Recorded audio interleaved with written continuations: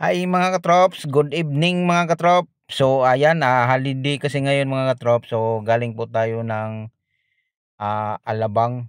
So hindi na tayo nag-video kanina, yung papunta doon at saka pabalik.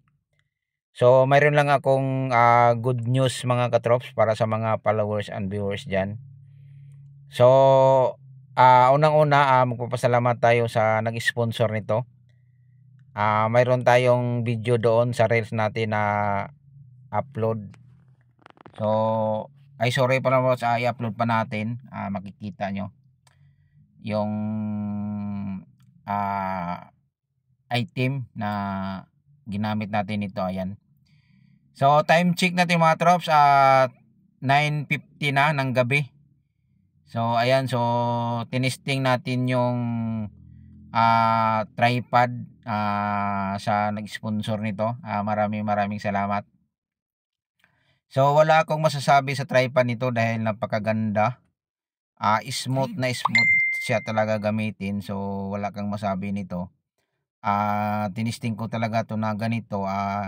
Pinahawakan ko lang sa asawa ko ng tripod kung gaano ba talaga siya kaganda o ka-smooth na nakikita natin sa mga nagbibideo din ito. Para ma-share ko lang din kung ano ba din yung masasabi ko sa sarili ko sa item nito na napakaganda din pala. So kung ano ang nakikita nyo sa video sa iba na ganitong ginagamit nila na tripod,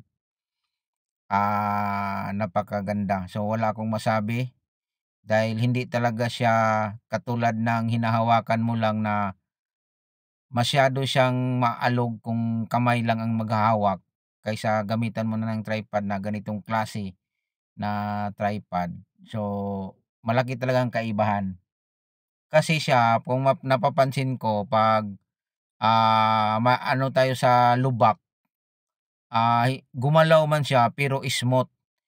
'Di katulad ng hawak natin yung kamay na 'pag umano tayo sa mga lubak, yung biglang gumalaw, malakas yung impact niya. So hindi siya smooth, 'di katulad nito na ano talaga siya, smooth lang. So katulad ng mga ganyan, oh, ayan. So nasa ano tayo.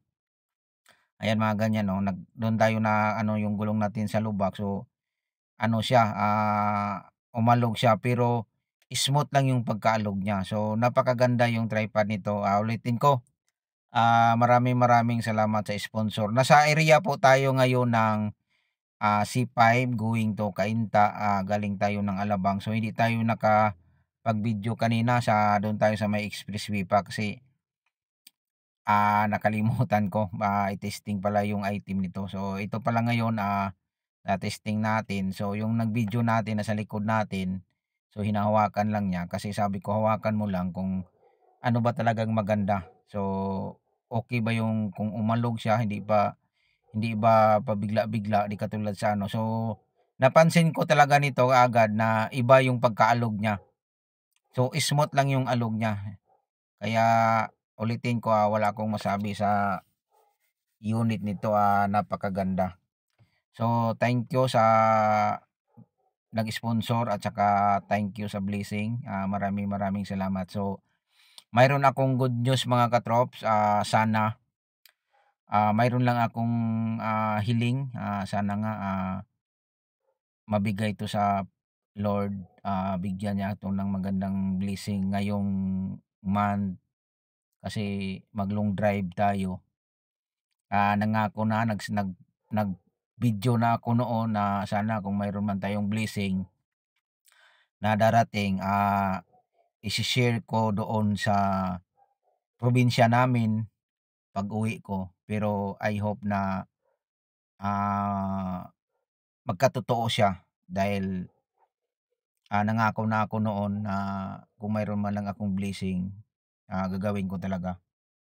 Kaya ayun, so sana nga lang, sabihin ko lang na sana Lord, mabigyan po ako ng blessing sa pag-uwi ko para may papakita ko sa inyo na mayroon akong blessing. Hindi ko lang sasabihin kung anong gagawin ko sa blessing na darating. Basta abang-abangan nyo lang yung mga surprise ko na blessing natin kung mayroon man. I hope na 100% na magkaroon tayo ng blessing sa pag-uwi natin para mai-share din natin sa mga kababayan natin na yung alam mo naman yung probinsya, mahirap talaga kumita ng pera doon. Tsaka mura nga lang yung bilihin doon. Ang problema kasi doon talaga sa probinsya, yung income. So matagal ko na 'tong iningi sa Panginoon na sana mayroon tayong blessing para mai-share lang din natin sa mga kababayan natin doon sa Leyte na nandun na medyo mahirap sila. Basta pangako ko 'yan, 100% 'yan basta may blessing tayo.